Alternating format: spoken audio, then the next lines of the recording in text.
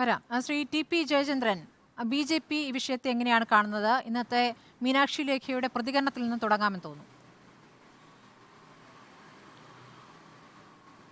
അല്ല, ഭാരത് മാതാ കി ജയ് ഒരു രാജ്യദ്രോഹ വാക്കാണ് എന്ന വിശ്വാസം എനിക്കില്ല. അങ്ങനെ ആരും പറഞ്ഞില്ല. മാത്രമല്ല, അതൊരു വലിയ പാതകമാണെങ്കിൽ മഹാത്മാഗാന്ധിയെയും ജവഹർലാൽ നെഹ്റുവിൻ്റെയും സ്വാതന്ത്ര്യ സമരത്തിൽ പങ്കെടുത്ത് മുദ്രാവാക്യം വിളിച്ചവരെയും ഒക്കെ നമ്മൾ ഇവിടെ വന്ന് വിമർശിക്കേണ്ടി വരും. അദ്ദേഹം ഭാരത് മാതാ കി ജയ് എന്ന് വിളിക്കണമെന്ന് ആവശ്യപ്പെട്ടതല്ലാതെ നരേന്ദ്രമോദിക്ക് ജയ് എന്ന് വിളിക്കണമെന്നാണ്, ബി ജെ പിക്ക് ജയ് എന്ന് വിളിക്കണമെന്നാണ് ആവശ്യപ്പെട്ടതെങ്കിൽ നമുക്ക് പറയാം അതൊരു ഒരു ഒരു ഒരു ശരിയല്ലാത്തൊരു നടപടിയാണ് എന്നുള്ളത്. നാം ഇന്ന് മനസ്സിലാക്കേണ്ടത് എന്താ? നോക്കൂ, റിപ്പോർട്ടർ ചാനലിലെ നമ്മുടെ ചർച്ച സത്യത്തിൽ ഇതിന് നാം ആക്രോശിക്കുന്ന അധിക്ഷേപിക്കുന്ന ആ വിധേയമായി എന്ന് നമ്മൾ ഇവിടെ പറയുന്ന കോഴിക്കോട്ട് നിന്നും പങ്കെടുത്ത പരിപാടിയിൽ പങ്കെടുത്ത വിവേകാനന്ദൻ്റെ ജന്മദിന ബന്ധപ്പെട്ട ആ വനിതയ്ക്ക് എന്തെങ്കിലും പരാതിയുണ്ടോ? അവർക്ക് അവരുടെ ആത്മാഭിമാനം നൊന്തതായിട്ട് അവർ പറഞ്ഞിട്ടുണ്ടോ? കേരളത്തിൽ ഒരുപാട് മാധ്യമപ്രവർത്തകന്മാർ അവരുടെ പുറകെ പോയല്ലോ. അപ്പോൾ ഇതില്ലാത്ത ഒരു വിഷയം ഇതേ ഞാൻ റിപ്പോർട്ടറോട് ചോദിക്കുന്നു. നമ്മൾ മറ്റൊരു മുദ്രാവാക്യം കേട്ടല്ലോ, ഭാരത് ബർബാദി തക് ജംഗ് രഹേഗി എന്ന് പറഞ്ഞാൽ എന്താ? ഭാരതം തകർക്കുന്നത് വരെ ഞങ്ങൾ യുദ്ധം ചെയ്യും. ഇന്ത്യയിൽ മുഴങ്ങിയ ഒരു മുദ്രാവാക്യമാണ്. അന്നൊരു ചർച്ച നമ്മൾ അനുവദിച്ചു പോയി. ഇവിടെ ഭാരത് തേരെ ടുക്കട ടുക്കട കരേഗി, ഇന്ത്യ ഞങ്ങൾ തച്ച് തച്ച് തകർക്കും, ഒരു ചർച്ച നമ്മൾ നടന്നു.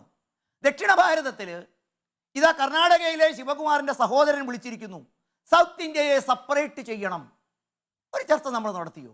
ഞാൻ ചോദിക്കട്ടെ, വിവേകാനന്ദൻ്റെ രാജ്യത്തിൻ്റെ മനസ്സിൽ കാര്യരുമ്പിൻ്റെ യുവരക്തമുള്ള ആളുകളുടെ മനസ്സിൽ ഭാരത മാതാവായിരിക്കണം വരുന്ന ഒരു നൂറ്റാണ്ട് കാലത്തേക്ക് നമ്മൾ അഭിനന്ദിക്കേണ്ടത്, നമ്മൾ വെച്ച് പുലർത്തേണ്ടത് ഈ രാജ്യത്തിൻ്റെ യശസ്സായിരിക്കണം ലോകത്തിൻ്റെ വലുത്.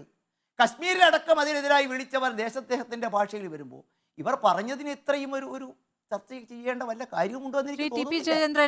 ഒരുപക്ഷെ സ്വഭാവം ഉണ്ടായിരുന്നു എന്നുള്ളതാണ് ഇതൊരു ചർച്ചയാകുന്നത്. താങ്കൾക്കും അറിയാമല്ലോ, ഭാരത് മാതാ കി ജയ് എന്ന് വിളിക്കൂ എന്ന് അവർക്ക് ആഹ്വാനം ചെയ്യാം. മന്ത്രി മീനാക്ഷി ലേഖിക്ക് ആഹ്വാനം ചെയ്യാൻ തെറ്റില്ല. അവർക്ക് അങ്ങനെ വിളിക്കുകയും ചെയ്യാം. അത് താല്പര്യമുള്ളവർ ഏറ്റു വിളിക്കുകയും ചെയ്തിട്ടുണ്ട്. അതിനൊച്ച പോരാ എന്ന് പറഞ്ഞ് ഒന്നുകൂടി ആവർത്തിച്ച് കുറച്ചുകൂടി ആവേശത്തോടെ വിളിക്കൂ എന്ന് അവർ ആഹ്വാനം ചെയ്യുന്നുണ്ട്. അത് കേൾക്കുന്നവരുണ്ട്, കേൾക്കാത്തവരുണ്ട്. കേൾക്കാത്ത ഒരു അധ്യാപിക അപ്പുറത്ത് നിൽക്കുന്നുണ്ടായിരുന്നു. ഇതൊക്കെ എങ്ങനെ അറിഞ്ഞു അത് അധ്യാപികയാണ് എന്ന് നേരത്തെ ശ്രീഹരി ചോദിക്കുന്നുണ്ടായി. ഇതൊക്കെ മാധ്യമപ്രവർത്തകർ അവിടെ ഉണ്ടല്ലോ. അവർ പിന്നീട് പ്രതികരിക്കാതിരുന്നതും ഇനിയൊരു വിവാദത്തിനില്ല, അവർ കേന്ദ്രമന്ത്രിയാണ്, എനിക്ക് പരാതിയില്ല എന്ന് പറയുമ്പോൾ അതിൽ ഭയത്തിൻ്റെ അംശമുണ്ട്. നിങ്ങൾ എത്രയൊക്കെ പറഞ്ഞാലും അതിന് തെളിവ് എവിടെയെന്ന് ചോദിക്കും. നമ്മുടെ മുന്നിൽ തെളിവായി നിൽക്കുന്നത് മീനാക്ഷി ലേഖിയുടെ ആവർത്തിച്ചുള്ള ഒരു ധാർഷ്ട്യത്തോടുകൂടിയുള്ള പ്രതികരണമാണ്. അത് നമ്മുടെ മുന്നിലെ യാഥാർത്ഥ്യമാണ്. ഏത് മുദ്രാവാക്യമായാലും താങ്കൾ ഈ പറയുന്നത് ഏത് രൂപത്തിൽ പറഞ്ഞാലും അതൊരു ദേശവിരുദ്ധ മുദ്രാവാക്യമല്ല എന്ന് താങ്കൾ പറഞ്ഞതിനോട് യോജിക്കുന്നു. ഭാരത് മാതാ കി ജയ് എന്ന് പറയുന്നത് ദേശവിരുദ്ധ മുദ്രാവാക്യമല്ല, ഒരു സംശയവുമില്ല. പക്ഷേ അത് ആവർത്തിച്ച് പറഞ്ഞാലേ ഇന്ത്യ എന്ന രാജ്യത്തിൽ അഭിമാനം കൊള്ളുന്ന ഒരാളാണ് എന്ന് എനിക്ക് പ്രൂവ് ചെയ്യാൻ പറ്റൂ എന്ന് നിങ്ങൾ നിശ്ചയിക്കുന്നിടത്താണ് അവിടെ ഒരു നിർബന്ധിത സാഹചര്യം വരുന്നത്. അങ്ങനെ പറയാൻ താല്പര്യമില്ലാത്തവർക്ക് പറയാതിരിക്കാനുള്ള സ്വാതന്ത്ര്യം കൂടി ഉണ്ട് ഈ രാജ്യത്ത്. അങ്ങനെയാണ് ഈ ജനാധിപത്യ സംവിധാനത്തിന്റെ ഘടന ആ രൂപത്തിലാണ്. അപ്പോൾ അത് ആ നിർബന്ധിത സാഹചര്യത്തെ എങ്ങനെയാണ് താങ്കൾ വിശദീകരിക്കുന്നത്? ആ പറഞ്ഞ ഭാഷ, ആ പറഞ്ഞ ധാർഷ്ട്യത്തോടു കൂടി അങ്ങനെയല്ലെങ്കിൽ ഈ പരിപാടിയിൽ നിന്ന് ഇറങ്ങിപ്പോകാമെന്ന് എങ്ങനെയാണ് ആ മന്ത്രിക്ക് പറയാനാവുക? അതൊന്ന് വിശദീകരിക്കാമോ? അല്ല, ഇത് നമ്മളുടെ വ്യാഖ്യാനങ്ങളാണ്. അല്ല, ഞാൻ കേട്ട കാര്യമാണല്ലോ പറയുന്നത്. കേൾക്കണോ? ടി പി ജയചന്ദ്രൻ ഒന്നുകൂടെ കേൾക്കണോ?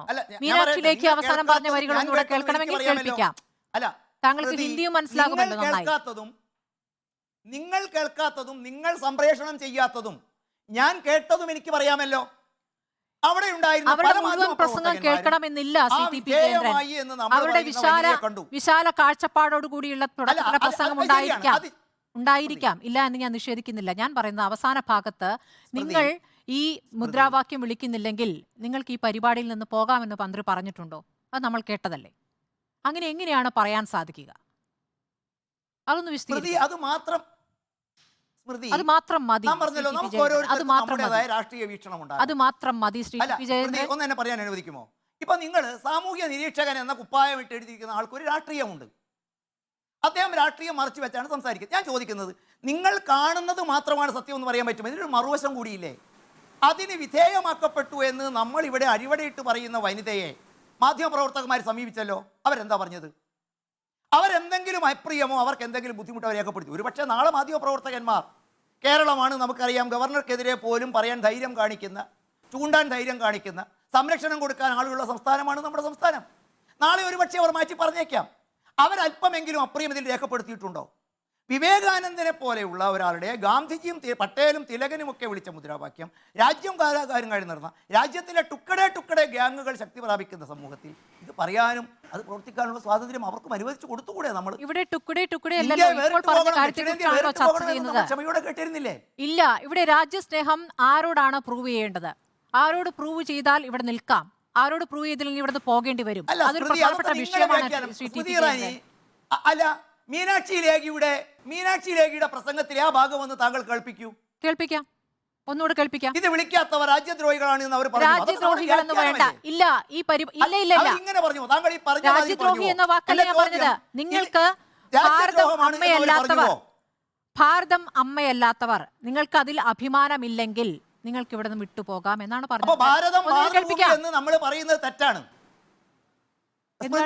അല്ലല്ല, ഭാരതം മാതൃഭൂമിയാണ് എന്ന നമ്മുടെ അഭിപ്രായം തെറ്റാണ്. ഒരു മിനിറ്റ് ശ്രീ ടി. ഭാരതം മാതൃഭൂമിയാണ് അഭിപ്രായം തെറ്റാണ്. ഇന്ത്യ എന്റെ രാജ്യമാണ് എന്നതിൽ ഞാൻ അഭിമാനിക്കില്ല. പക്ഷെ ഇന്ത്യയെ ഞാൻ അമ്മയാണ് എന്ന് ഞാൻ കരുതുന്നില്ല എന്നൊരു പൗരനെ വിശ്വസിക്കാം. പൗരന് അങ്ങനെ വിശ്വസിക്കാം, അങ്ങനെയും നിലപാടെടുക്കാം. ശ്രീ ടി പി ജയേന്ദ്രൻ, ഒരു മിനിറ്റ് ശ്രീ, മാതൃരാജ്യം എന്ന രൂപത്തിലല്ല, ഇന്ത്യ എന്റെ രാജ്യമാണ്, അതിൽ ഞാൻ അഭിമാനിക്കുന്നു. അത് മാതൃരാജ്യം, അമ്മ എന്ന സങ്കല്പത്തിൽ വിശ്വസിക്കാത്തവരുണ്ട് ഇവിടെ. ശ്രീ ടി പി ചന്ദ്രൻ ഒന്ന് കേൾക്കൂ. ശ്രീ ടി പി ചന്ദ്രൻ, താങ്കൾ ഈ തന്ത്രം എടുക്കരുത്. ഒരു മിനിറ്റ്, ഞാൻ പറയുന്നൊന്ന് കേൾക്കൂ. ഇവിടെ സുപ്രീം കോടതിയുടെ ഒരു വിധിയുണ്ടല്ലോ അല്ലേ? Bijoy Emmanuel versus state of Kerala ഒരു കേസ് ഉണ്ടായിരുന്നല്ലോ. യഹോവ സാക്ഷികളായ വിശ്വാസികൾ, അവരുടെ യഹോവ സാക്ഷികളായ വിശ്വാസികൾ മറ്റൊന്നും അംഗീകരിക്കില്ല, മറ്റൊന്നിനും താങ്കൾക്കറിയാമല്ലോ അവരുടെ വിശ്വാസം എങ്ങനെയാണെന്ന്. അവർ ഇവിടുത്തെ ദേശീയ ഗാനത്തെയും അംഗീകരിക്കുന്നില്ല. അപ്പോൾ ദേശീയ ഗാനം ആലപിക്കുന്ന സമയത്ത് അവർക്ക് നിൽക്കാതിരിക്കാൻ, അവരുടെ 3 കുട്ടികളുടെ കാര്യത്തിലാണ് കേസുണ്ടായത്. സ്കൂളിൽ അവർ എണീറ്റ് നിന്നില്ല, അതിൽ അവരെ പുറത്താക്കുന്നു, പിന്നീട് കോടതിയിലേക്ക് പോകുന്നു. അപ്പോൾ കോടതി പറഞ്ഞിട്ടുള്ള കാര്യമാണ്, അവരുടെ വിശ്വാസം ഏറ്റവും ചെറിയ ന്യൂനപക്ഷത്തിന് പോലും അവരുടെ വിശ്വാസം അനുസരിച്ച് പ്രവർത്തിക്കാനാകുമ്പോഴാണ് ജനാധിപത്യം ഉണ്ടാവുക. അവർക്ക് വിശ്വാസമില്ലെങ്കിൽ വേണ്ട, അവർ എണീറ്റ് നിൽക്കണ്ട. ആ ദേശീയ ഗാനത്തെ അപമാനിച്ചുകൊണ്ട് മറ്റൊന്നും ചെയ്യുന്നില്ല, അവരത് വിശ്വസിക്കുന്നില്ല. അങ്ങനെ ജീവിക്കാവുന്ന ഒരു സംവിധാനമാണ് ജനാധിപത്യത്തിലുള്ളത്. നമ്മുടെ ഇന്ത്യ അങ്ങനെയാണ്. ശ്രീ ടി പി ജയചന്ദ്രൻ, അവിടെ നിങ്ങൾ നിർബന്ധിതമായ സാഹചര്യം ഉണ്ടാക്കുന്നു എന്നുള്ളതാണ് ചോദ്യം. ഞാൻ ചോദിക്കട്ടെ, ഇതുപോലെ സ്മൃതി ഇറാനി മീനാക്ഷി ലേഖിക്ക് തിരിച്ച് വിശ്വസിക്കാനുള്ള സ്വാതന്ത്ര്യവുമില്ലേ? വിശ്വസിക്കാം, ഒരു സംശയമില്ല. അവർക്ക് വിശ്വസിക്കാം, ഒരു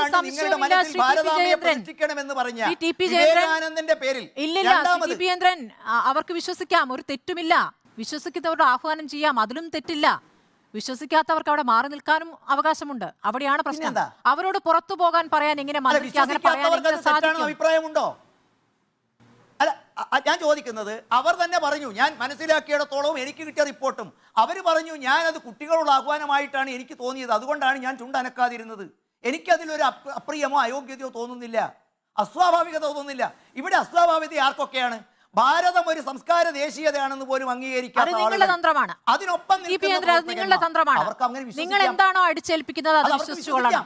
നിങ്ങൾ ഈ ഭാരതാംബയെ കുറിച്ച് ഭാരതാംബയെ കുറിച്ച് അഭിമാനം കൊള്ളുന്നു എന്ന് പറയുമ്പോൾ, ഒരു മിനിറ്റ്, NIT-യിൽ ഉണ്ടായ സംഭവവികാസങ്ങളെ NIT-യിലെ ഒരു അധ്യാപിക ഗോഡ്സെയെ പുകഴ്ത്തി പറഞ്ഞ, ഗാന്ധിയെ വധിച്ച ഗോഡ്സെയെ പുകഴ്ത്തി പറഞ്ഞ അധ്യാപികയെ തള്ളിക്കളയുന്നുണ്ടോ? ആ നടപടി ശരിയല്ല എന്ന് പറയുന്നുണ്ടോ? അങ്ങനെ ഒരു പ്രതികരണം BJP-യിൽ നിന്ന് കണ്ടു. അവർ BJP ആണോ? അല്ല, BJP ആയാലേ പ്രതികരിക്കുള്ളൂ. അല്ല, അതിനെ അപലപിക്കുന്നുണ്ടോ ശ്രീ ടി പി ജയേന്ദ്രൻ? അപലപിക്കുന്നുണ്ടോ? ഞാൻ താങ്കളോട് ചോദിക്കുകയാണ്. ഒരിക്കലും അംഗീകരിക്കുന്നില്ല. ഞാൻ ചോദിക്കട്ടെ, ഈ ചോദ്യം തന്നെ എന്തിന്റെ പ്രസക്തിയാ ഉള്ളത്? ചോദ്യത്തിന് പ്രസക്തി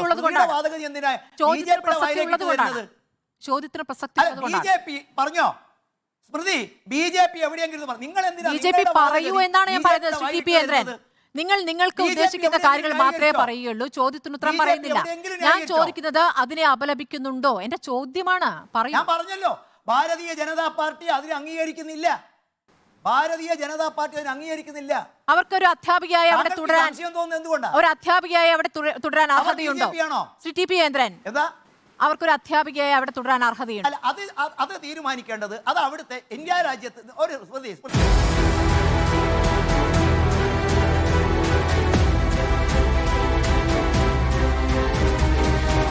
ഡിബേറ്റ് വിത്ത് സ്മൃതി പരുത്തിക്കാട്.